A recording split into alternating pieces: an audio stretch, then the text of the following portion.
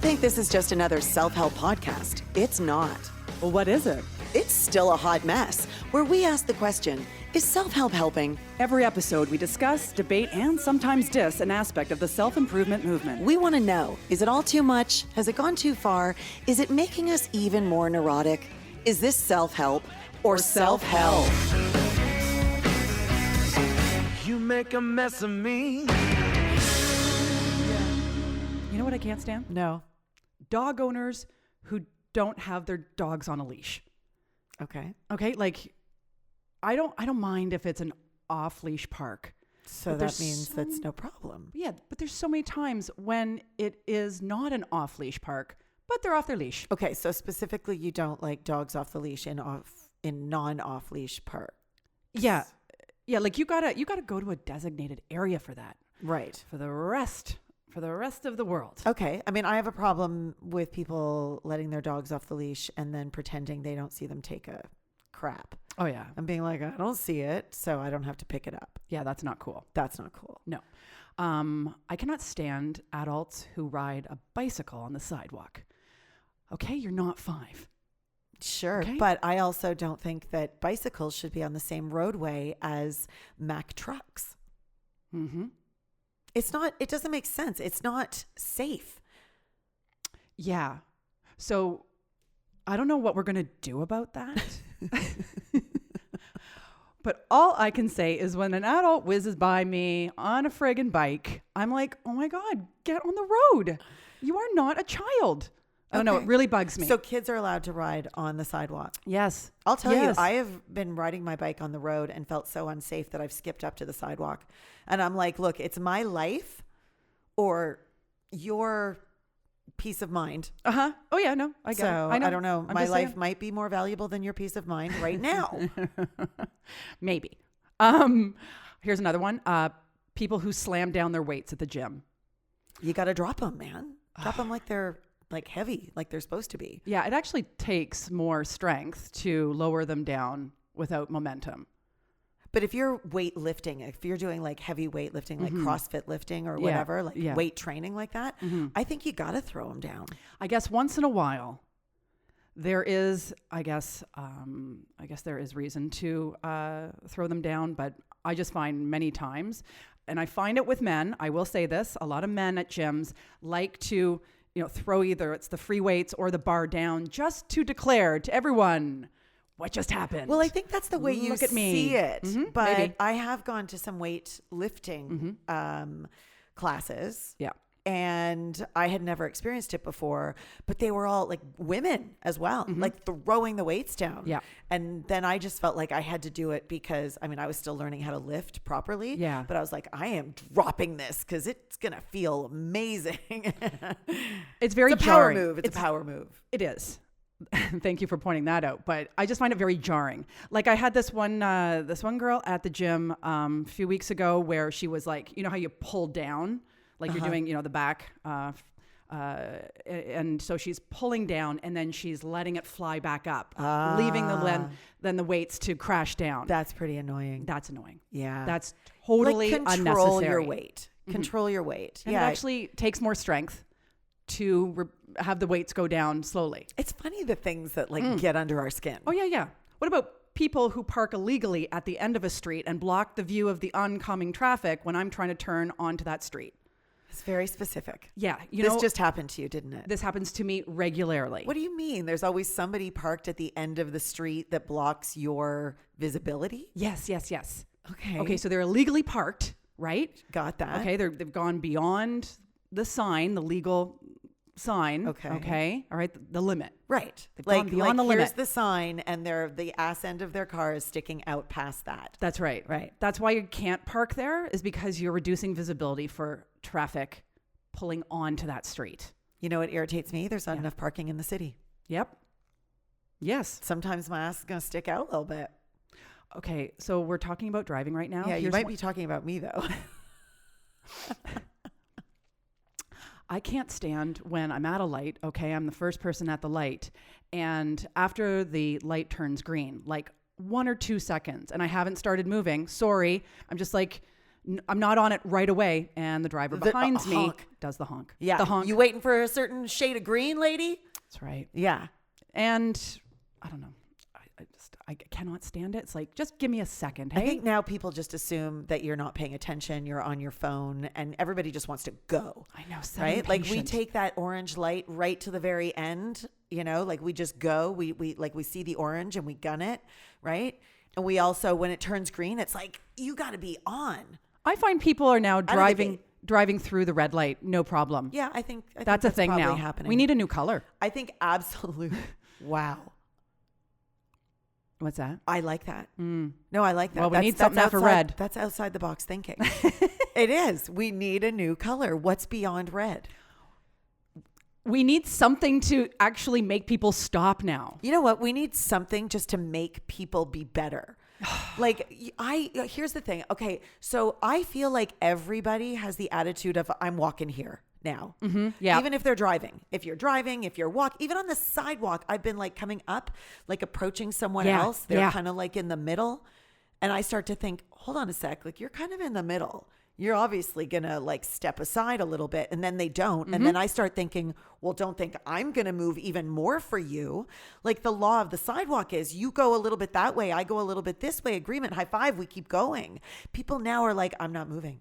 Oh yeah. You go around. I saw a lot of that at the beginning of the pandemic, right? When we were really trying to be separated on the sidewalks, right? When we were trying to, because we're all in it together, right? Yeah. yeah. So We're doing great We at were that. trying to leave that, 6 feet apart. And so that really requires one person to be on the edge on one side and the other person to be on the other side. And then those people would come right down the middle. And it's I guess I'm going on the road now. Yeah. Yeah. I'll just like put myself into traffic for Just you. go play in the traffic for you. Yeah.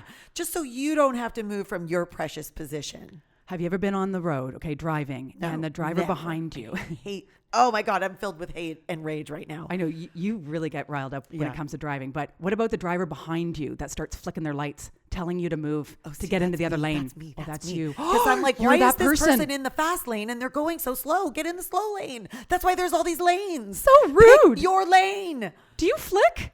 You're not a flicker. I flick a little. You flick a little. I flick a little. But here's the other gets thing me, I'll man. do. If So somebody rude. is coming up on my ass and I'm not in the fast lane, Yeah. then I'll be like, now I'm slowing down. Like, now you are going to be taught a lesson. I have also in my lifetime been cut off by somebody and tailed them so closely that if they'd stopped, I would have hit them. Yeah. Okay. Like, I've been that person. I have like completely raged out on the road. So yeah, I guess you want to be right rather than I want make to it be right. home. It's a war zone out there. Like, whether you're a cyclist, a pedestrian, a driver, it doesn't matter. It's full on war. And I gotta say, people who don't wear their masks correctly, right? Like they're wearing the mask, but their nose isn't covered. Okay, that's just ridiculous.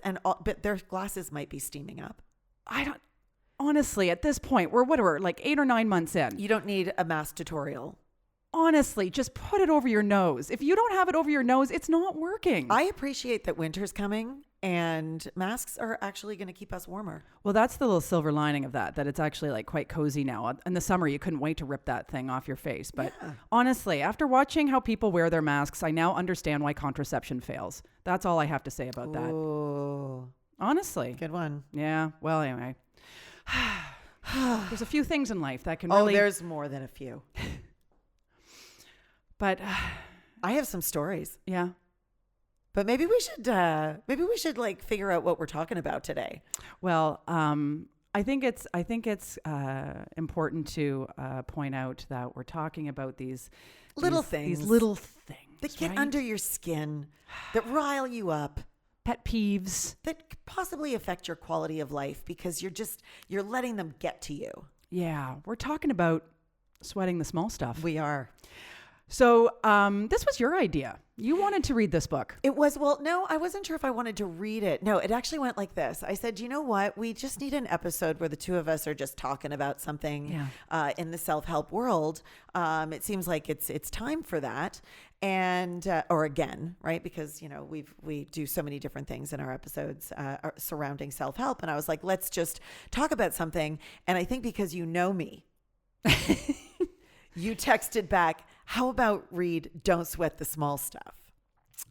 I did suggest that might be an interesting read for you. And I took it as, oh, she thinks she knows me. And I was like, but it's funny because I don't sweat the small stuff. And then I was reading the book, which I didn't finish, as always. Okay. Well, I have more on that. But anyway, Right. And I was like, okay, like little things. I do get riled.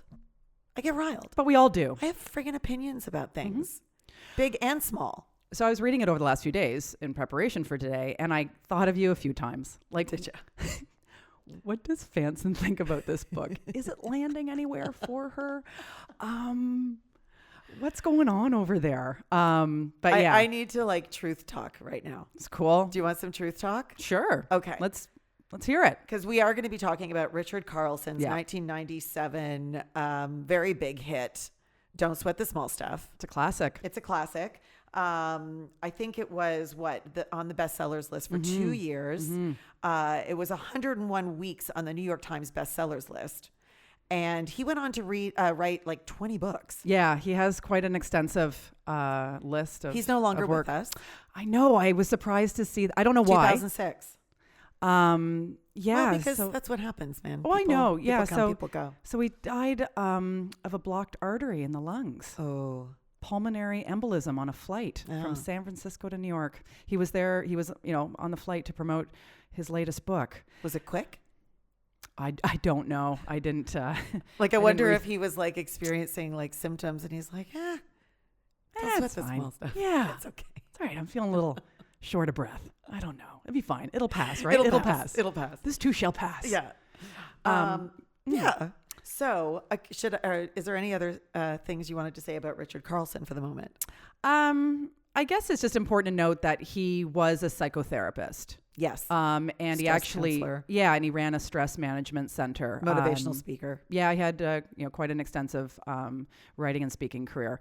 So I while I was reading it, I was like, okay, this guy is the real deal. He's got a PhD. Obviously, he's got some credibility He here. comes from some solid experience Sure. for sure. It almost seemed to me like would this have been like the original Power of Now? Like it's very much based on, be here, be in the present. Yeah, definitely precedes Eckhart Tolle. But when I read books that he recommends to the reader at the end of the book, Yeah. You need to get to Because the you end. got there.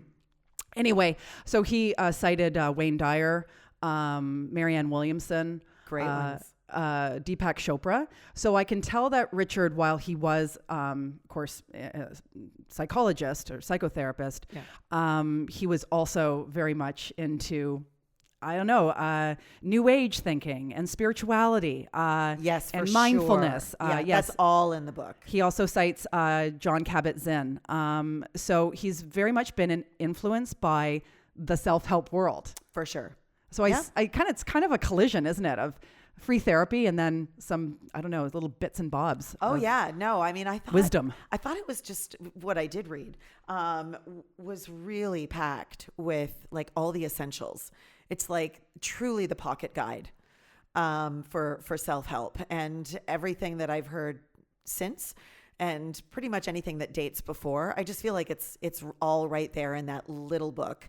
Focusing on patience and being in the moment, slowing down. You don't need to be right. Pick your battles. It felt very practical. It felt like it just really addressed the things, the day to day that we deal with all the time. Yeah, of course, there's lots of books that, explore all these topics, in a very thorough way, can offer a deep dive, like The Power of Now. and all kinds of other works. But this, like you said, is kind of just like, if you just want a little, I don't know, handbook for life. Yeah. That just extracts all the, the big concepts, but only dishes it up in, a small dose. This is really, I think, a great place for someone to start.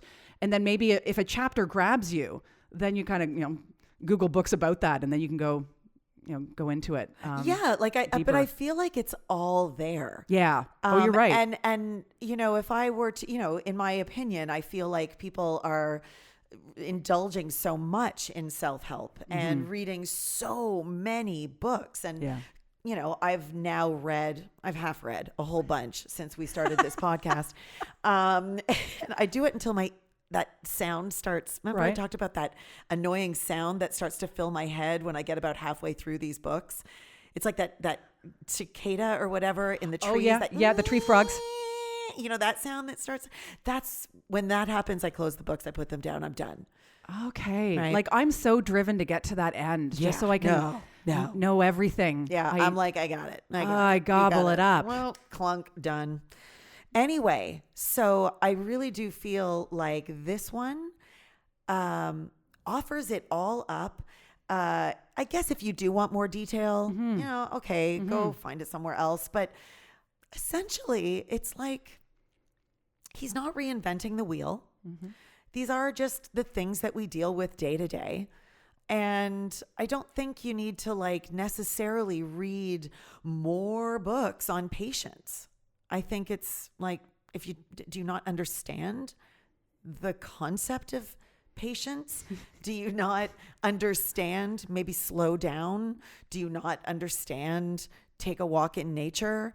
They're pretty basic things that to me, and again, correct me if I'm wrong, Susan, they're self-explanatory. I think this book dishes up a lot of common sense. A lot of logic. Right. Yeah. I love that stuff. I don't know. I really do. I jam with the common sense and the logic. Like when he talks about your in basket. Yeah. Your inbox, I guess is kind of what we would say now. It's never going to get empty. So you're always going to have shit to do. So do not try to get everything done and then go live your life or go have fun or enjoy your family and friends or take a break and whatever. Yeah. It's always going to be there. So you're going to have to set up boundaries yourself and just create space and time for other things. It's never going away. Right. So, and I think, how many times do you need to read that until you go, oh, I guess it's never going away. That's life. Yeah. It's just great, self-care, kind of work-life balance, if you want to call it that stuff. Said in a very gentle, he's very gentle. I felt almost like it was reading a little, a handbook that my grandpa, or my dad, wrote for me, here, Susan. Right. But isn't that what self-help is? Yep. Isn't it just reparenting ourselves? Well, you've said that before. All those little things that, maybe weren't said to you, or that, the penny didn't drop at some point. Now you're an adult. Now you have reason. Now you can read and get it and move on. Yeah. So there was some very simple chapters. They're all very short too, right? Yes. You just kind of fly through them, but there are 100. Right.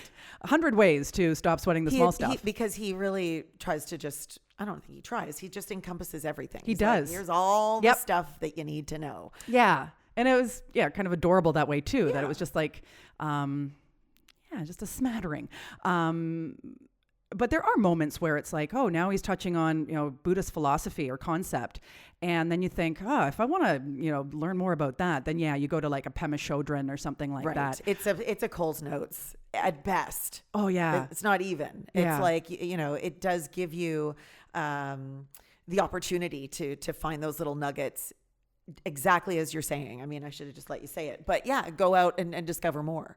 But it basically, it is. It's all about ways to chill out about stuff that you can't control and how to be at peace with things that you can't change. Chill the F out. And really, I'm reading it. Here it is. It was written in 1997. We are in 2020. And a lot of it still, what is it? Applies. It stands the test of time. Yes. It's relevant. We still are trying to control the uncontrollable. Yep. We are still blowing things out of proportion, making things bigger than they really are. We're still dealing with a lot of stress. And so we're still living in the past and Yes. projecting to the future. We're still, oh my gosh. Like, Right? How many things can, we're still, just got a little pain in my neck there. yeah, right? Yeah. Yeah, your neck. I guess I'm just a little riled up right now. I guess I'm sweating some small stuff. Well, maybe that could be why your neck is a little. Life broke my neck. Or is it how you've been responding to life that broke your neck? Oh, well, we'll get to it. But, and that, actually, I'm joking with you, but it's like, there is there's a thing about this book that it's almost like, it's like a free therapy session, right? It's like you walk into Richard Carlson's office and you're like bitching and complaining about this person and that thing that happened. And you just kind of feel in moments in this book where Richard just, like a therapist does, Right. says, I'm just going to push back a little bit, right? I'm just going to challenge you here. And basically, Richard in this book is asking you to contemplate the role that you're playing in the stress and the struggle, in the drama. So I thought there were great moments where it's like, oh, he's calling out our bullshit right now. Yeah. He is reminding us of the powerful role our thoughts, our perceptions play in our stress. I thought think there were- everyone should have this at their bedside. Yeah, I mean, It's that's a good it. one. It's a good one. And how often am I going to say that? You liked it, eh? Well, again, I didn't read the whole thing, but I did. But can I tell you the truth talk? Yeah. Oh, yeah. Right. The truth talk. Okay. So, as I've said to you, when we decide, hey, let's cover this book, I've said, I don't really want to go buy it. I know. I'll borrow it, Yeah. but I'm not going to buy it. So often I go to Facebook and I have a little neighborhood group and I'll go, hey, neighbors, anybody got this book kicking around? And From 1997. right. So we need to back up a little bit to a previous episode. So I think it was the book Untamed. Okay. So I put the shout out. Anybody got Untamed kicking around?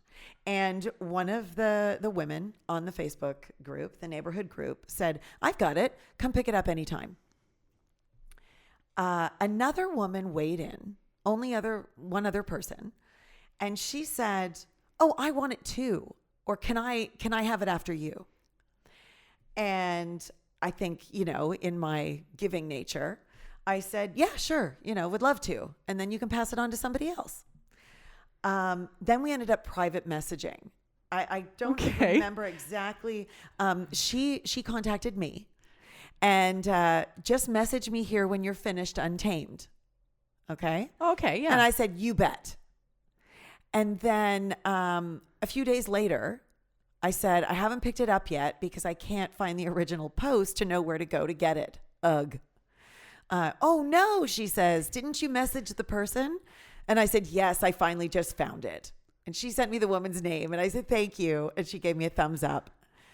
All's good, right? So now I've found the original post and I can go pick up the book. Okay. Right? Because Yeah. TikTok, the episode's coming up. I got a whole book to read, half a book to read. So then she messages me about a week later. And she says, how's the book coming along? I'm anxiously waiting with a little kiss emoji, like, right? And then later that day, she says, did you pick it up yet? And then a couple days later, because I'm not always checking my Facebook messages, a couple days later, I say, hi, yes, I picked it up. I want to mention that I'm using it for research for my podcast, so I might have it for a little while. Ideally, I'd be making some notes in the margins. And she says, 3 days later, she responds to me, how things quickly changed, with a little thinking emoji. And she says, she puts the woman's name who I'm borrowing it from, or who's giving it to me. Okay. She says her name, hey, exclamation marks. Would you mind lending it for a week? With a question mark and a happy face. So then I messaged back sorry, I'm confused. Are you upset with me? And she says, it's okay. I'll look elsewhere too. I just needed it for 1 week only. And I said, oh, I see. You might have been better to read it without me, right? It's research for me. You can always do what I did and ask around. I'll be done with it in a couple weeks. So if you don't have any luck, ... right? So then she texts me back like a couple weeks later. And she says, haven't had any luck. Is it now available? Another one. I'll happily give it back. Just need it for 1 week. Right? It's now like desperate. It's now like I'm obliged to her. I've already said, like, really, this isn't going to work. I don't respond. I don't know how many days later, this is what I get. This is like a couple weeks later, actually. I think it's all over and done with. I've now done the podcast. There's lots of notes in the margins. You and I have talked about it. And now it's just my book now, right?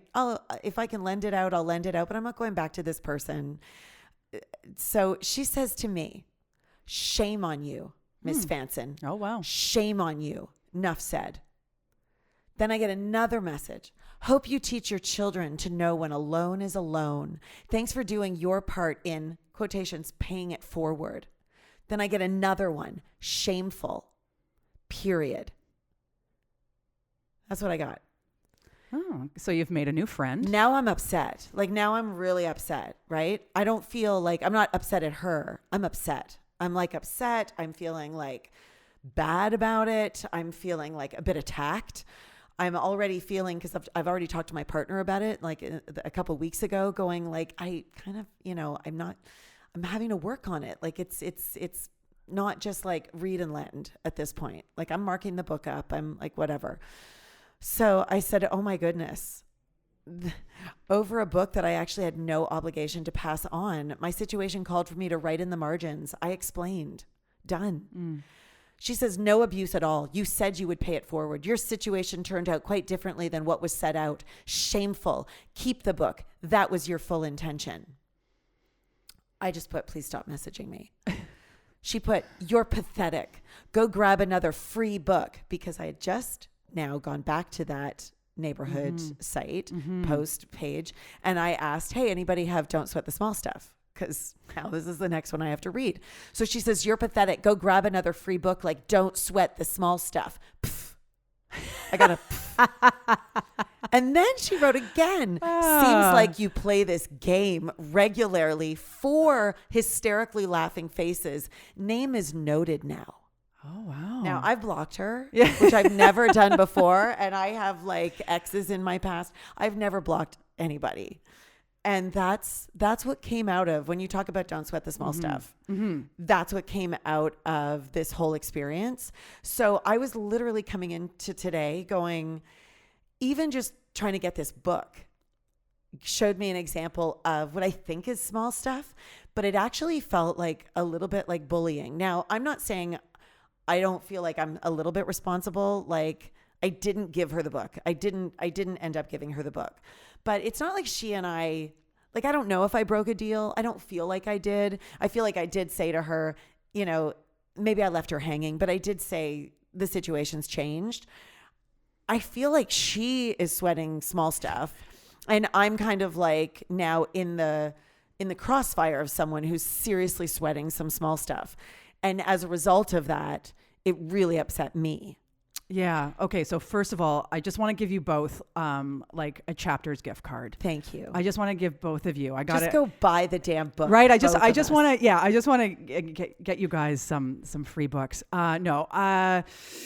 I mean, yes, I guess I think this is a situation, and Richard talks about when we carry around expectations. So I think she had a major expectation that she was going to get that book out of you. Yeah. Okay. So you didn't, for whatever reason, want to lend her. You just didn't want to give it to her after you marked it up. No, because it's got personal notes. Right? Okay. All right. So, and of course that's for you to think about. Like, how could that have gone better, in terms of how I handled it? I could have said, I'm absolutely not able to give you the book. Sorry. And it still would have ended up like this. But I could have been absolutely I thought I did. Yeah. And even just reading it to you now, I was like, oh, I guess I kind of did the ... right?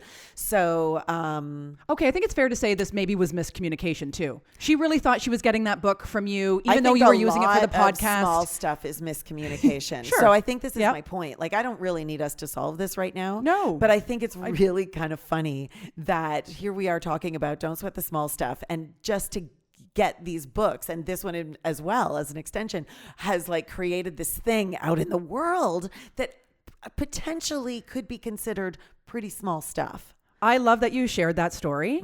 First of all, we see that on social media all the time where it Yeah. escalates and it gets very personal. Oh, yeah. And it goes from a little thing to this massive debate, and mud is thrown Yeah. and feelings are hurt. But like, that's what I Like, said to my partner. what I said to Larry, I was like, I don't even know this Yes. person. We've never set eyes on each other. She doesn't know a thing about me.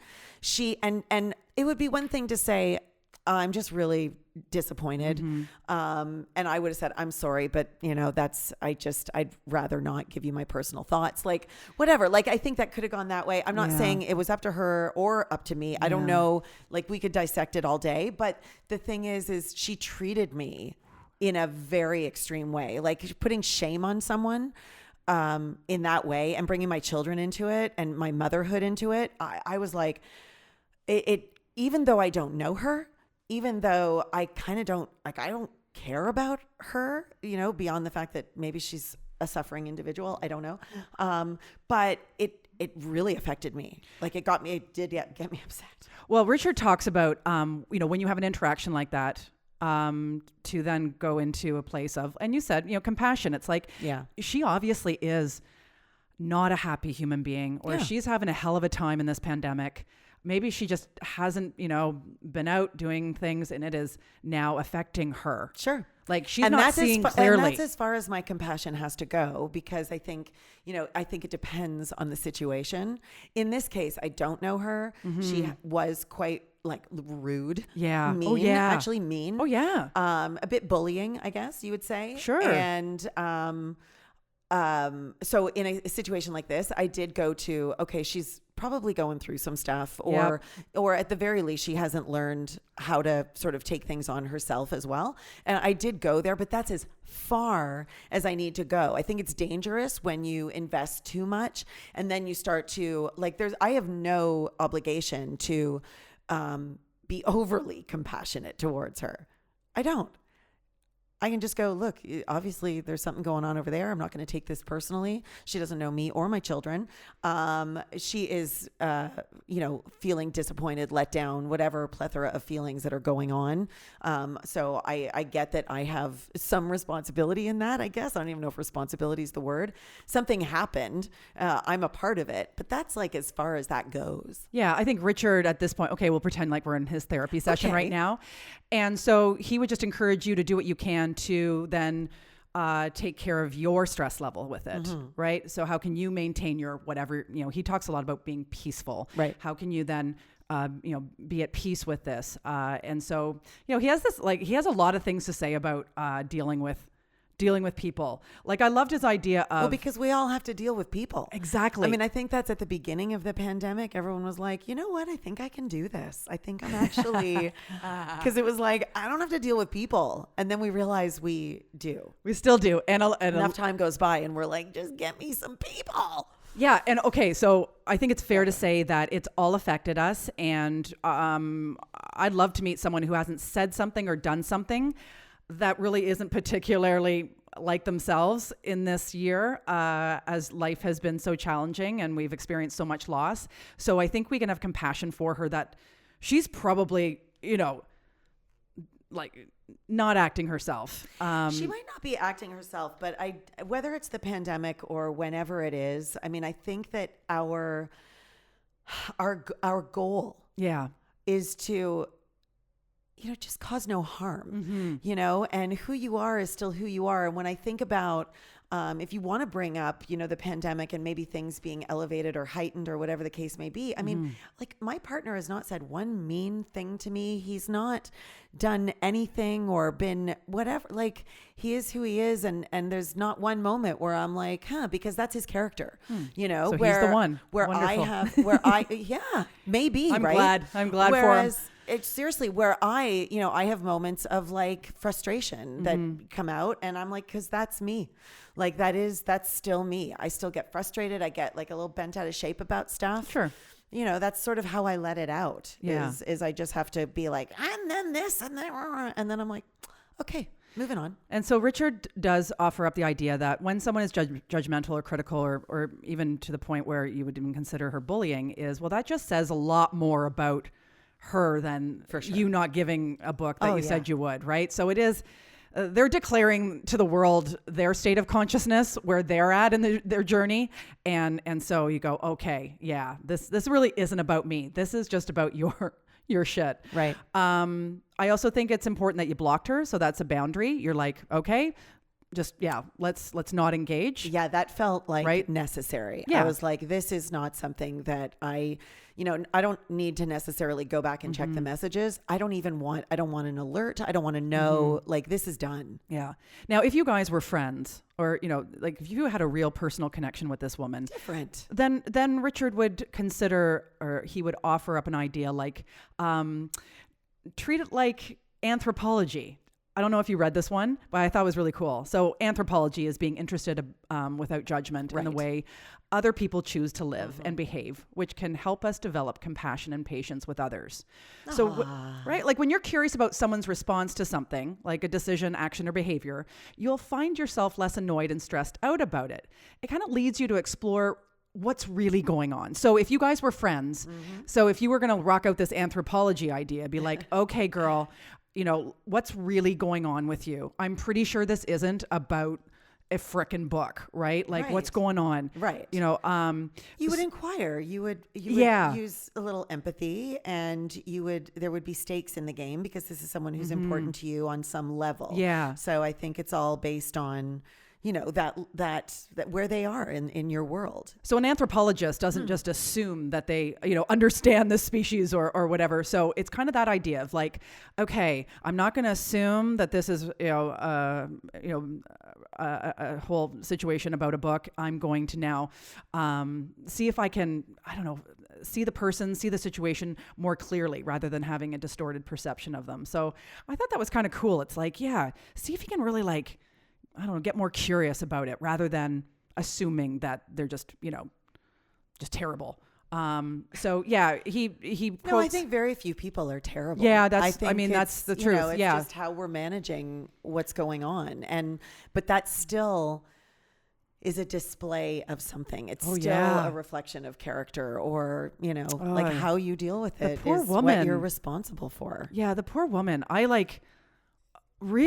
just want to, if I could hug her, I would, but I can't. It's I'd a be pandemic. a little nervous, to be honest, after how she came at me. I think I'd be like, Interesting. my arms are out. But Should we get her on the show? Maybe we should. Honestly, I would love to actually talk with the woman and really kind of get to the bottom of that.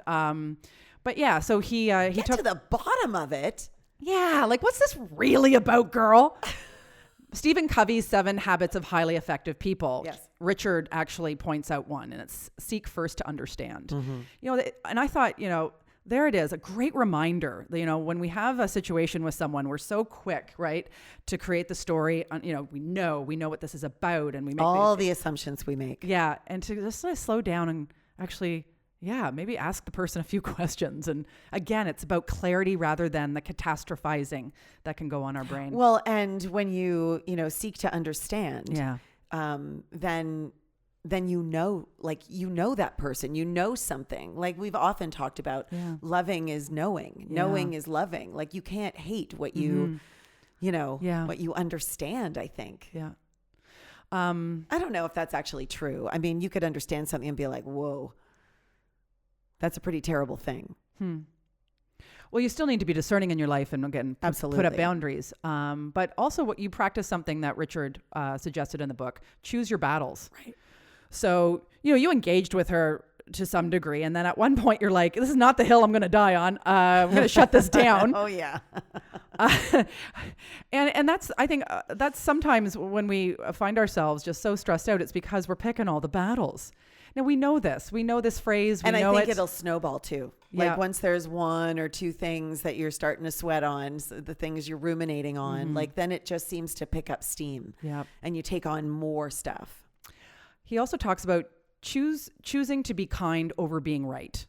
That's a big one. He That's- really does address he actually- the fact that, the need to be right is very often where we're going to hit blocks with people. Definitely. What about just let someone be right? Let them bask in their... Yeah, he says that. Let them Yeah, have the glory. You bet. And in a way, you did that too in that interaction. You didn't fight it to the death to be right. You're just like, okay, girl, like, all right, yep.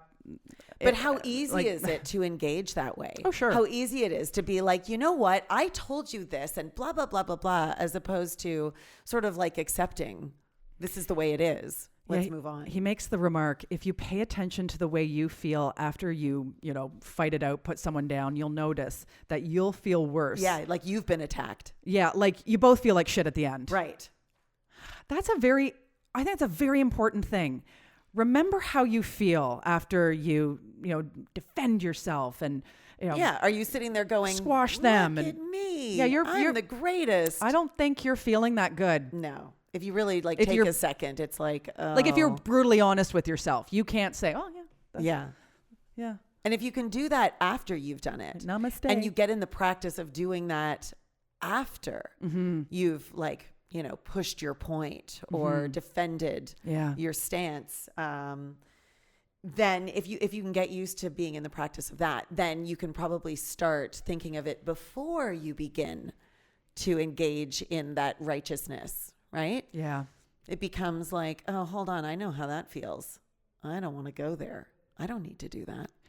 Well, I thought he made a couple other good points, like breathe before you speak. There's one. Like he says, when you take a moment to breathe before you respond to someone, you will have increased patience and added perspective, which in turn results to more gratitude and respect from others. Right. So he's like, it's just a moment, but you just like, if you take like a beat or two, it's like, yeah, it just, I don't know, creates a little separation. Yeah. And That pause. I don't know. I think there's a difference between reacting and responding. Yes, So you almost there go is. from, okay, I could react right now, but I'm going to take a breath so I can respond. I don't know. That's kind of how I see it.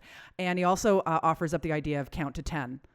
So when you're in it, with someone, 10's a big number when you're in it. that's de-escalation time. Oh, yeah. I mean, that's, I guess, when it gets really down and dirty, Right. right? Maybe when you're parenting, to take, Sure. maybe that's the example he used in the book. Parenting or whatever. Yeah, when any you know. relationship. Sure. Yeah, It's like- especially if it's something that you feel is like escalating or that you might say something that you could regret. Yep. I think just, this little space and time to, again, not react, but respond. Now, it's interesting. Don't sweat the small stuff. Where is the line where it's no longer small stuff? Or is this the one that says, and it's all small stuff? Yeah, that is the full title, Right. and it is small stuff. But I thought it was interesting, like at one point in the book, Is it all small stuff? in his eyes, it really is. Like, I thought it was just interesting. At one point in the book, he says, remember, in 100 years, we'll all be gone. And I sat there and There's I went, a weird Holy nihilistic shit. approach to that, or like a feeling about that. It's like, that's true. We could look at everything and be like, you know what, I'm going to be dead. But there are stakes in our lives and things that we fight for. And, when do you say, I'm just going to turn the other cheek? And when do you say, I have to stand for this? And, we certainly live in times that's a question on our minds. I think it does suggest a rather passive way of living, a way of being. And yet, wow, does that ever shift your perspective too? It just means we all have to be doing it. Well, you make a very good It's point like, when you on say your that. mark, get set, go. Yeah. If we could only organize better. You make a good point. It's true. If we could have this collective agreement Yeah. that most things are not big. Right. Like, let's just reserve, like, those battles, man. We got to really, choose them very, very carefully. I don't know. Do you think we're reactive creatures and we can only learn to, respond, let's say, instead of react? are we not reactive creatures that, you know, you have to kind of be taught that. So as children, I mean, how often are you given the chance to sort of explain yourself or to have a conversation versus like, it's not my fault, I didn't do anything, you know, where all of that happens. And it's like, hold on, how do we get that breath? How do we learn that breath as young people? So it's not ingrained in us to defend ourselves and to make ourselves right and to get on top of it, you know, like as opposed to feel safe within that kind of exchange. Yeah, I think we're wired for survival. So this does take a bit of rewiring our brains, practicing. He does make the, you know, he mentions that this is all to be practiced, like the breathing before you speak and such. Like, yeah, he's like basically pointing out that this does not come naturally for us. No wonder we're all exhausted. We are all so busy trying to rewire things that come naturally. Yeah, it's true. It's very interesting. Yeah, we're managing our predisposition for the fight or flight or whatever, that idea that Not to mention we're constantly in a fight or flight situation in society with all of the bombardment of images and stresses. And We really do live in a constant state of feeling threatened in some way. And a lot of it isn't even our fault, right? That's just how we are. We're designed for that. You know, it goes back to our beginnings. So yeah, this is really like, I don't know, we can call this a lot of things, you know, mindful living. Yeah. This is about raising your consciousness. This is about self-awareness. This is about taking a step back and seeing things in a way that's going to, of course, lower your stress and help you, well, live a more peaceful life. And yeah, I'm reading this, right? Like I'm reading this book and there's a lot here where I go, wow, I still have lots of work to do when it comes to that. Like, I think it's one thing to read it, as with reminder. Most of these books. It's one thing to read it. It's another thing when you ask yourself honestly, do I live this? Do I really, you know, take that moment? Or do I just go when I read it, oh yeah, of course, like take a moment, but am I doing it? I had many moments reading this book saying, I could do better with this. I really want to work on this. Yeah. So here it is, a book from 1997. I actually thought I was going to be reading this going, this is cute. Right. And it is basic in a way. He's not ahead of the audience anymore with a lot of these chapters because a lot of other full books about, you know, these topics have come out and God, Lord, it's been a landslide ever since. Yeah, but even like when we did Untamed, our episode of Untamed, one of the things that I was trying to express, I'm not sure if I did accurately or effectively, but we all sort of, it's in the collective now, this like self-help lingo and understanding of how we're supposed to be living our lives. Like if it hasn't touched you, if you haven't heard it in some way, even through osmosis somehow, like then I don't know where you've been, but like it's all kind of regurgitated and rebranded. And that's why like 1997 ain't that long ago for this message. Like we talk about the Stoics, they were already like, what is virtue? What is it to live a good life? You know, so, and, you know, previously to that as well, this stuff was being explored, but, you know, really on the forefront of what is it to be a human being and to live our best life and rewire out of these, you know, just sort of natural states of being. We're in it. We know it. We've heard all the messages. Yeah. So I say to your point, it is nothing new. I say to your point that if you really haven't read too much self-help, this is a good one. It's a great one. And it's also not basic in its ideas. It's just basic maybe in the way that it's written. No, I wouldn't even say that. It's like it just covers a lot of the fundamentals. It's the foundations of living. It is what is virtue. It is what is it to have peace and harmony. Yeah. You know, which like the Stoics were like you know, the goal is to live in harmony with nature. That means with all of it. That means with the cosmos and with other creatures and with ourselves. Yeah, he talks a lot about kind of living with the flow of life. Yeah. Like embrace the temporary nature of everything. Go with the flow. Yeah, like I really understood just how much we fight against life. We do. Arguing with our reality.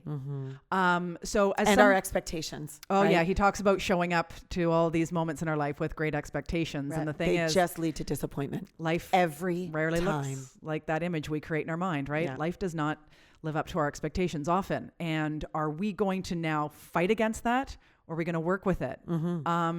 So as someone, yeah. as someone who has read a lot of self-help books, I will say that as I'm reading this, there were times where I'm like, kind of basic to me, for me. Yeah. But there were also some really, really powerful reminders. I just was like, you're right, Richard. Like, there's still work to do there, especially when it comes to people.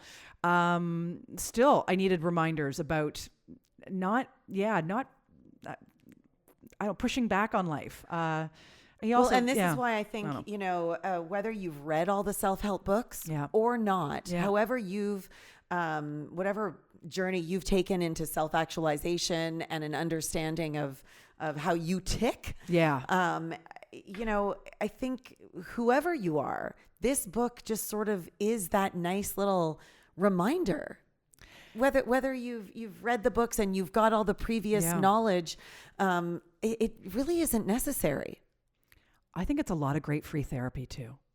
I have to say, like, he writes a lot about taking responsibility for your stress and struggle. And I mean, you've had therapy, I've done therapy, and that's a lot of it where the therapist goes, let's just explore that. Right. Yeah.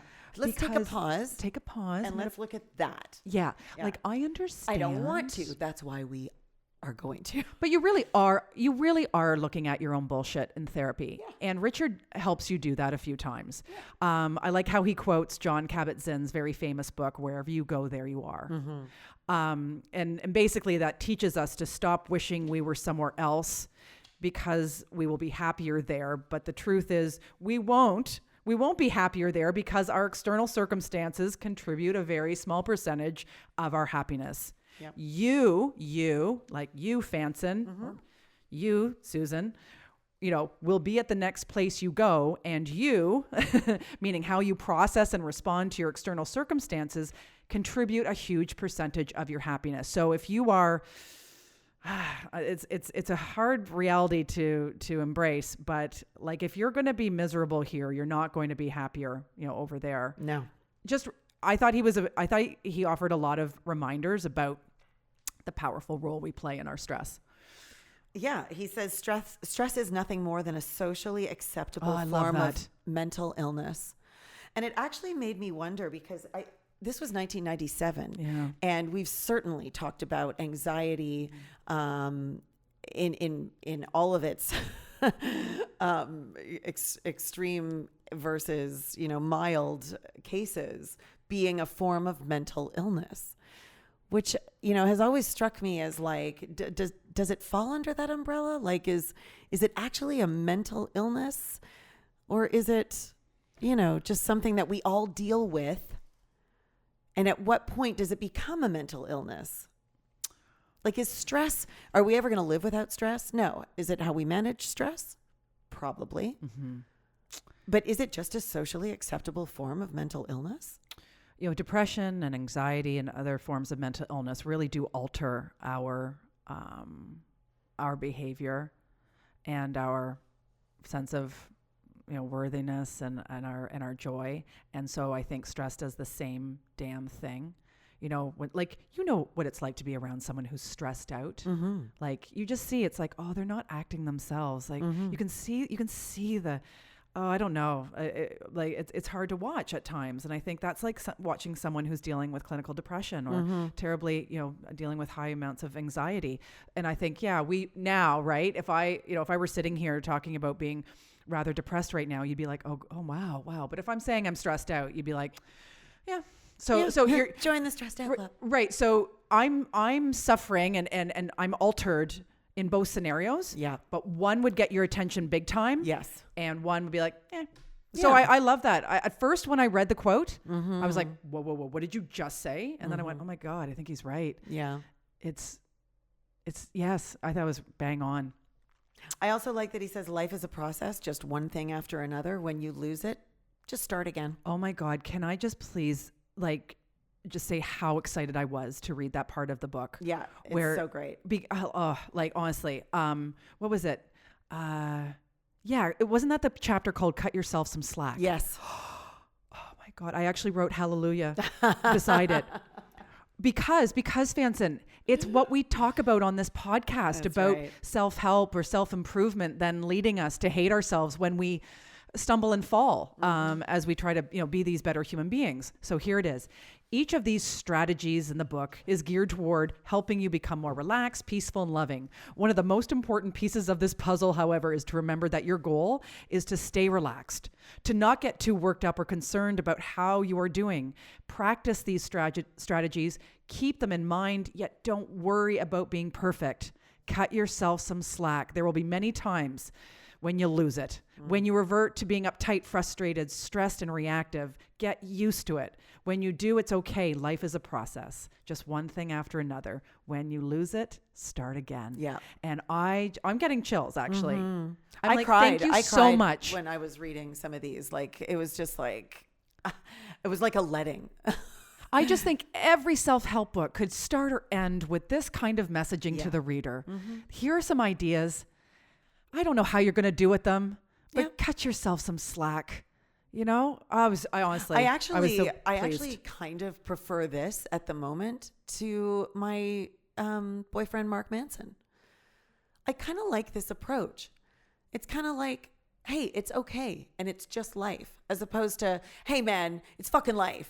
Like right now I'm actually just because I've been so in favor of Mark Manson's message. And I am. I mean, I think he's pretty much like, hey, pull up your socks, right? We all got to live our lives.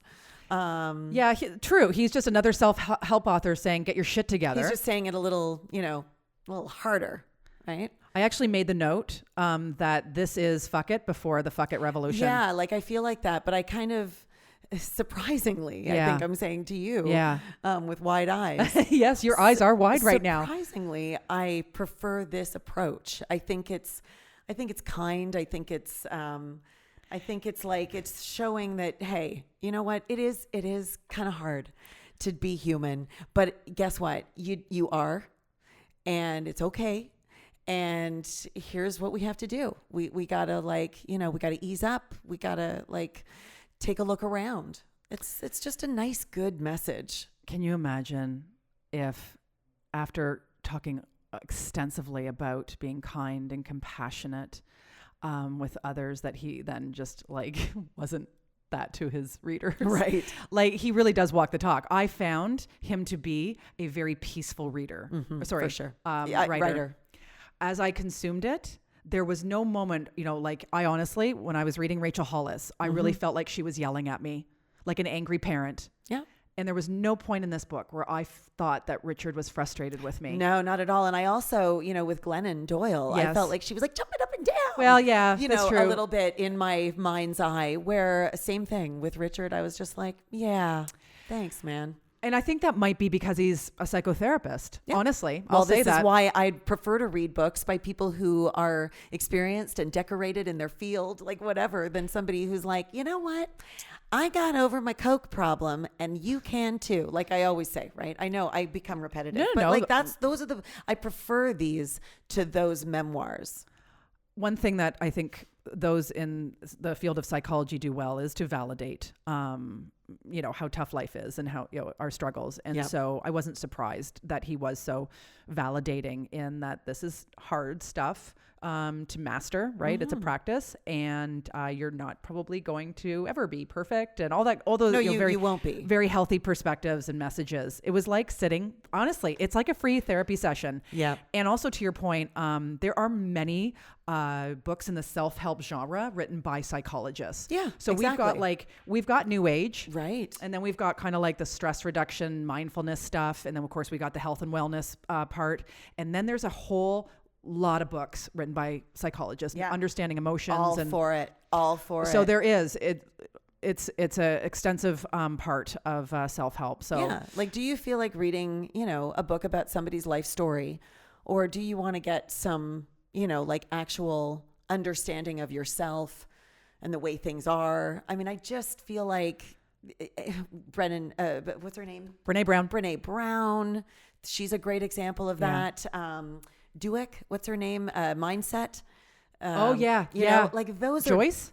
I think? No, Somebody like that. something Yeah. like that. But I enjoy those books.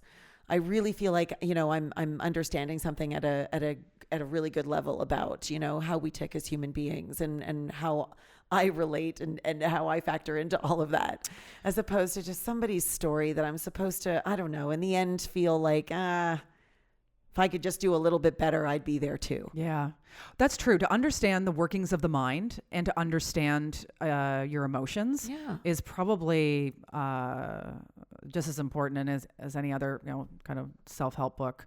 Well, you just spoke of Brene Brown, and I thought here we go. I love her. But I thought it was interesting in his chapter. It's called "Acknowledge the Totality of Your Being," and I thought, shit, this is Brene Brown before Brene Brown. So he mentioned Zorba the Greek.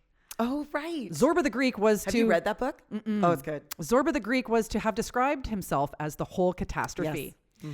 We deny the parts of ourselves that we deem unacceptable rather than accepting the fact that we're all less than perfect. We are all still a hot mess. He did not write that in the book. I wrote that in my notes, right? That's how I interpreted that. We are still a hot mess. Yeah. And I just thought, oh, that's it. Yay, Richard Carlson, right? So he goes on to say it's important to accept all aspects of yourself because it allows you to be then easier on yourself, more compassionate. So when you act or feel insecure, rather than pretending to be all together, you can open to the truth and say to yourself, I'm feeling frightened, and that's okay. So now we're getting into vulnerability. Yeah. So when you no longer think of your negative feelings as a big deal, then you will no longer be frightened of them and hide them away. You may indeed be the whole catastrophe, but you can relax about it. So are the rest of us. You bet. We're all just a hot mess. a hot mess. I just think that was wonderful. Now, something I might disagree with, maybe the only thing was criticism, like swearing, is actually nothing more than a bad habit. I know he really does get up in your grill about judging others, Oh, criticizing no. I'm others. totally on board with the criticism being Yeah. a bad habit. Yeah. The swearing.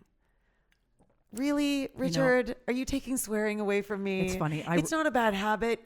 These are power words, dude. I gotta. It's funny. I read that too. They're in me to give. I read that too, and I got my back up. I'm like, fuck you, Richard Carlson. Fuck you. Well, you know, I swear a lot more on this podcast than you. You can actually keep it. No, you do. Really? Oh, I think if we went back and listened to our episodes, I would have way more tick marks on the swear. I'm shocked. Oh, I bet. Oh, I swear way more. Genuinely shocked right now. What the fuck? Yeah, you'll get them in now. I'm getting them in. But no, honestly, I don't see really a problem with swearing. I think as a comedian, I wait for my moments. I'm not about spraying the room. Oh yeah, that's different. You don't want to overuse that stuff on stage. And also, I think it's not cool if you're just like always swearing. That's odd. You got to have more in your arsenal. And your vocabulary. I don't like people who don't swear. Like you don't trust them. Yeah, I just think it's really going on. Like, there. come on, really? I Not don't even know. a shit. I just think get over yourself. I don't know. I just think your halo's tipping. I don't know. Anyway, that's just when I read that, I was like, But I guess he seems like a very nice, polite man. So I think maybe that's why. Oh yeah. I mean, I'm just making fun of it. I think I. But I think I acknowledge who and what he is. My therapist swears with me. Yeah, I think I give her permission to swear. Maybe and we she swear swears to loosen you up. Maybe she's doing that on purpose. Well, clearly that is probably a strategy. It's like, oh, that's her vibe. Yeah. So if I vibe that vibe, right, we're gonna vibe. Yeah. Yeah. She swears. I love it. Nice. Yeah. Learning to stop sweating the small stuff involves deciding what things to engage in and what things to ignore. Very simple, right? Yeah. From a certain perspective, life can be described as a series of mistakes, one right after another, with a little space in between. Yeah.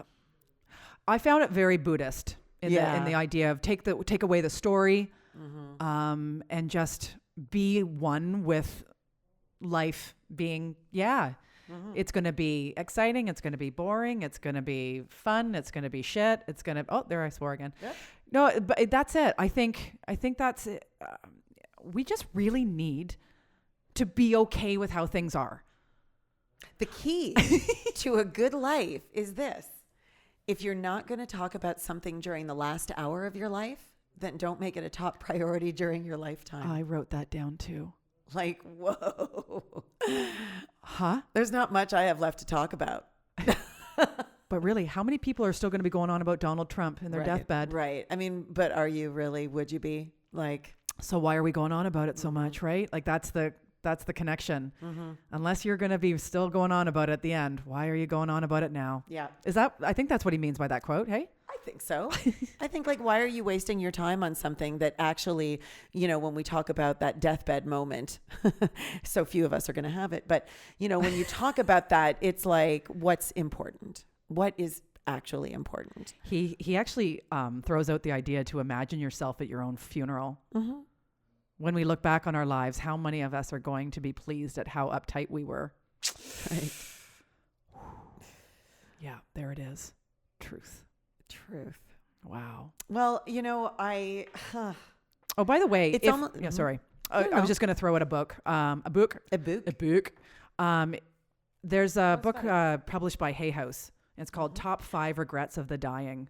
Oh, So if you're kind of really interested in like kind of dying, no, it's an interesting idea of like hearing what people dying have to say about how they wish they had lived their lives. yeah. And so apparently after hundreds of interviews, there were these 5 things that were said. I truly feel Most of like the time.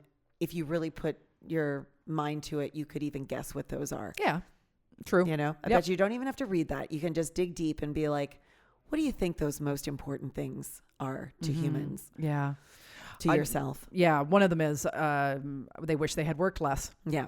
Yeah. But we have this North American obsession with With our right careers. now, every day of my life, I'm like, if I'm not working, I'm nothing. Like, I've been working since I was 7. Yeah. You know, I've got a story now. My story is I've been working since I was 7. Yeah. Work is what I do. And I literally, like the other day, I had that thought. I was like, whoa, okay, Kel, so who are you without the work? I think it's safe to say that 2020 has challenged our attachments. Well, it's been a big time of reflection. Hey? Well, we got off the ride. And we're kind of, we're looking. Things maybe got a little quiet. And yeah, we are. We're seeing how we used to live our lives versus now. We're looking at our bullshit a bit What more. do I want to go back to? What do I never want to do ever again? We're alone with our thoughts. It's a lot. Yeah. But that plays, that lends to, you know, let your kids get bored.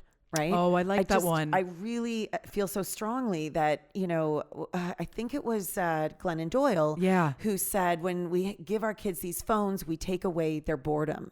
I'm paraphrasing, but it's just such a great point. Like when you just fill your life with constant stuff, you never pick up that guitar, you never gaze out the window and have an imaginative thought or, you know, whatever. We take away the possibility of some greatness, possibly. He actually wrote that in the book. I don't know if you're saying it because it was in the book, but he was saying, just be bored. Yeah. Like we are always doing something, aren't we? Yeah. I never just sit. Do you ever? I do. I mean, I do. I'm one of those people that I feel people who over the years, people have said to me, wow, you only have one speed. Wow, you never stop, do Right, you? yeah. And I'm actually, that's so not true. Like I don't have stop and go.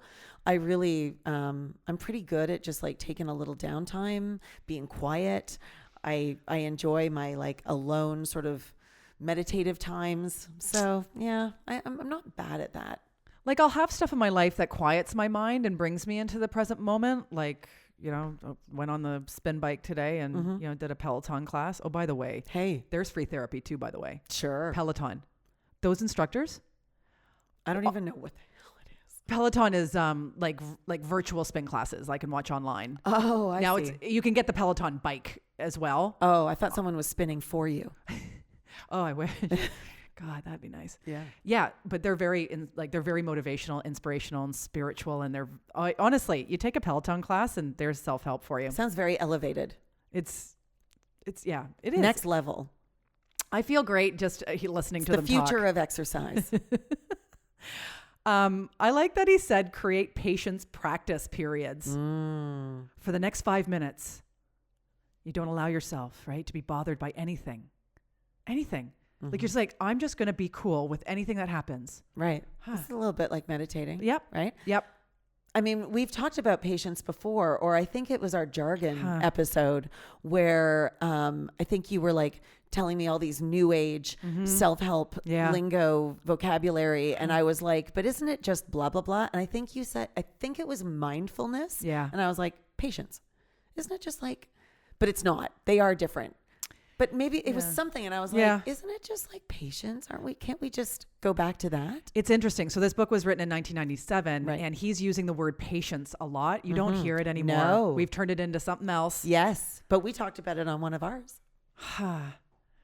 Ask yourself To practice patience. Yeah. Like just, well, honestly, like when we drive home, let's take that opportunity to be patient. Well, I was going to say, like, after talking about it with each other, is there anything in particular that you feel like I'm going to focus on this one thing? Yeah. Like for a day or like, I'm going to see if I can do it for a week. Like, is it that, you know, every time I go to say something, I'm just going to take a breath before I do? Yep. Or like, what would it be for you? Jeez, got just one. Hey, no. I don't know. I think, I don't know. Maybe I will just try to like be quiet a bit more. Here I am in 2020 when nothing's going on, actually putting that on my to-do list where I just need to like be still. I realize I'm always involved in a diversion or a distraction. I mean, that's one, but I still think I need to be a little bit more responsive in a conversation rather than reactive. I'm going to do this breath thing. Okay. Yep. Yeah. Yep. I can see I that. like it. I yep. thought Just so. want to. It's a good one. Yeah. Cause I can get triggered, you know. Sure. It's just like, I need to slow down on that one. Yeah. Because you actually brought it up, like the reactive versus the responding. So I think that's a good one for you. I was looking at a quote, one of the other quotes I liked, which was, I'm merely talking about learning to be less bothered by the actions of people. And I thought, that's a good one for me. Just be a little less bothered by the actions of people. Yeah. Because I do. Like sometimes I'm just like, oh, are you kidding me? Yeah. Are you kidding me right now? So easily done, though. Absolutely. People are very triggering. Yeah. And then I wonder, like, does that mean that I lean towards like I'm right? You know? And if it does, then maybe I should be practicing, hey, you know what? Doesn't matter if I think I'm right. I'm just going to give this over. I'm going to, you know, give it to you. Because I have done that. I have practiced that. Yeah. And it does feel really good. And it actually has thrown people off, especially people that you talk to and engage in, like, not debate necessarily, but like opinion related stuff, which, you know, I tend to get into conversations like that a fair bit. Yes. Yep. And, you know, and it's I guess it's just sort of a tendency of mine. So that I have had those moments where I'm like, oh, yeah, no, you're right. And like, yeah, no, maybe I need to rethink that. And it really does throw people. And I'm not doing it to throw people, but I've just noticed that it's unexpected, right? I think it's refreshing. So many times when we're engaged in that way, we want to prove to that other person, you know, that they're wrong, that we're right. We correct them, right? And then there's the idea of like, let's hear them out, or let's really kind of try to understand that they're thinking or that their perspective. Like maybe I'll learn something. Maybe I'll allow someone to have an opinion or a voice of their own for a minute. Oh, he throws out the idea that like read something that doesn't reflect your opinion or you know what you're accustomed to. Yeah, I mean, because right now, hey man, like opinions. Everybody's got one.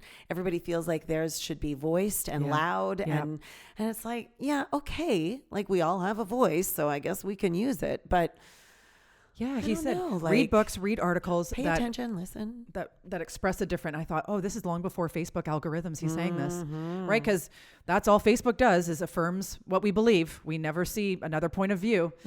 Yeah, it just, your world gets smaller and smaller and smaller. Yep. It all just comes back. Whatever you put out there is just coming back for you. There you go. Make you feel good. Make you feel like you're right. I do want to say this, and we're coming up, two things. Okay. So I was on a silence retreat years ago. I've done a couple. One of the things that I learned very quickly in not being allowed to speak and actually enjoying not speaking. I remember when it was around the dinner table, because it was the first one I went on, there were people who had not chosen to be silent and other people obviously that had, and I chose silence. And so as people were talking about things across the dinner table, how many times I felt like jumping in. And because I couldn't, I had to take a second to think about what I was about to jump in with, what my contribution was going to be. And most of the time it was, you know, either my opinion or like to inform someone about something I knew. And so it was like, well, there's your ego, right? Like there's no other way to describe it. And I'm not an ego hater, right? Like I think we need our ego is how we manage it, right? But I was just like, oh, that's what I'm doing. And I can disguise that as I'm just trying to help. And maybe in some cases it would have been helpful to share my thoughts or opinions. But overall, it was quite overwhelming for me, the discovery of what I was about to say. And so there's really something to be said about taking that moment and just going like, instead of saying that, why don't I think about why I would say that, which goes to the whole, is it helpful? Is it truthful? Is it, you know? I was about to say that. Yeah. Yeah. That's an interesting opportunity to not be able to say something, but then in that moment, you've got time to look at what you were about to say or wanting to say. Because, the shaman at that retreat. Yeah. The shaman I'm not sure if it was Kundalini. I don't remember now, but his, let's say like meditation and breathing technique. And seriously, if you're listening to this right now and you know what it is, please let us know. But I will look it up, where you hold your tongue back, the tip of your tongue, like on the roof of your mouth, because it actually takes a second and you have to be conscious of releasing that to actually say something. Yeah. And I think that was also the time when I was practicing that. So like my tongue was held, which is an interesting expression, hold your tongue. Hold your tongue. But just to have that extra second to be like, what am I about to say? I don't know. There's lots in this book and kind of a whole section in this book. Although, you know what? I'll say that. If I could be his editor for a second on this book, I think he could have created sections where it was like, hey, here's how not to sweat people. Here's how not to sweat, you know, life's challenges. Like it went back and forth. I wonder. For me, I don't know. Maybe it's because I do talks, and so I always am trying to organize things so people can kind of understand it. Yeah. But I think there's a whole section of this book, although it's not in a section because it's all scattered about just how to see life in a different way. And I'm automatically, I feel cold to that. Oh no, don't. Like, I think you liked how it was kind of. I think it's perfect the way it is. Really? Yeah. I wouldn't. Isn't that interesting? I don't want the how-tos. He's kind of telling you how to. He's also saying, you know how to. Yeah. You know? I'm just. It's interesting that it wasn't divided into theme. Like I started, this is how I prepared my notes for the episode actually, is like, okay, here's all the things he said about people. Here's about different perspectives about life. Here's, habits that'll help you be calm. You're not very abstract, are you? See, that's the thing though. It makes, it gives me the heebie-jeebies sometimes when we don't have the plan. Yes. So anyway, I'm just saying that there's a bunch of stuff about changing your perspective about life that I think is really kind of cool in this book. Like if there's some points where you're like, okay, thanks for telling me to take care of a plant or, do yoga. He's offering suggestions. But then what is he going to do in a how-to section? Pretty much all the same stuff. And then I'm going to feel like I'm reading one of those books that somebody's like, here's some stuff that worked for me. Yeah. Where I think what he's saying is like, you are you. You know patience, you know kindness, you know compassion, you know peace. Like, you know it. You just have to find it. And I don't know. I appreciate being treated like an adult, a reasoning adult. Yeah. I just think, there's some really cool stuff. Like think of life as being like a test. I liked that idea. It's like, oh, right. This isn't about something I'm supposed to win. Like this is not something where I need to finish first. It's just that I'm being tested, and through that I will learn and grow. I thought that was a cool shift And in some perspective. snowflakes might be like, I don't do very well at tests. I can't do that. They stress me out. You know, it's like, okay, maybe you're not getting it. Right. It's just shifting away from seeing it as kind of like a battle, and really it's just, an opportunity to Well, it's a grow. learning experience. That's, I think, what the test is about, is Yeah. like, how did I do on that? Yeah. What can I learn from Sure, that? I exactly. mean, that's all education's supposed to be, is like, here's your test. How did you do? Now you know what you don't know. Yeah, life, you can think of it as being like going to school. I remember there was a quote years ago that I wrote. Sorry, I didn't write it. I read it about life being like a gym. It's here to make you strong. Something like that. Well, it's kind of like what we talk about just with therapy. When I've said it's like having a personal trainer. Yeah.